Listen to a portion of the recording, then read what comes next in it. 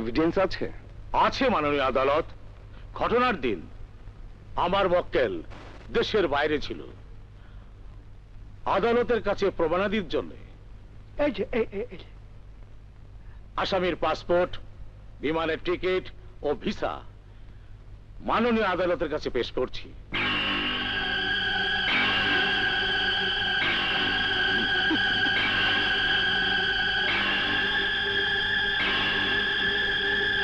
যেহেতু আসামি ঘটনার দিন দেশের বাইরে ছিলেন, সেহেতু আদালতের কাছে প্রতীয়মান হয়েছে আসামি নির্দোষ, তাই তাকে বেকসুর খালাস দেওয়া হলো।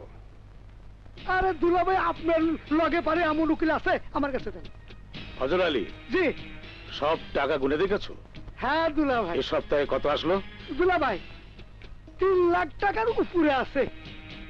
জলদি রেডি হও, বাড়ি যেতে হবে।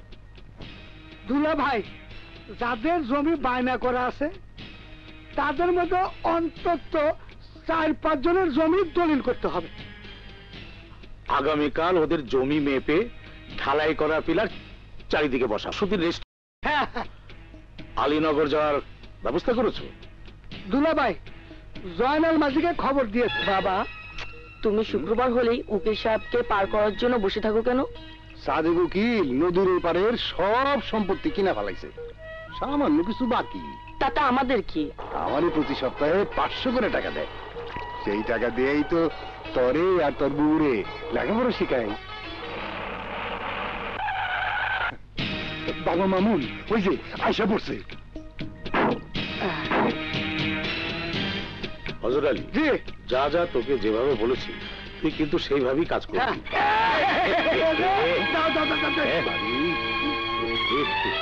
এক কাদায় পড়ে গেলাম। আমার পিছু পা রাখেন।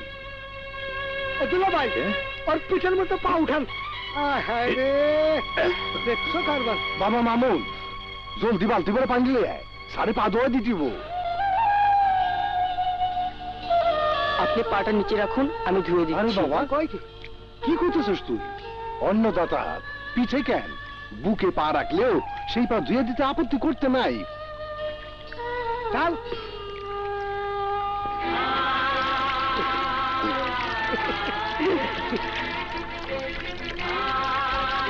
আরে সামান নাই, খালি বলতে চাচ্ছি। হ্যাঁ, মোটামুটি হয়েছে।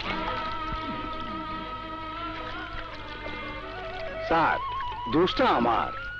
কেন, তুমি কি আগে থেকেই জানতে এখানে প্যাক কাটা আছে? না স্যার, আগে জানলে কি আপনার পা রাখতে দিতাম? দরকার হইলে বাপ বেটায় মিলে পিঠ রাখতাম। ঠিক আছে, এরপর থেকে আমাদের ভাগনা নাদেরকে নিয়ে আসবো। স্যার, নাদের বাবাজি কোথায়?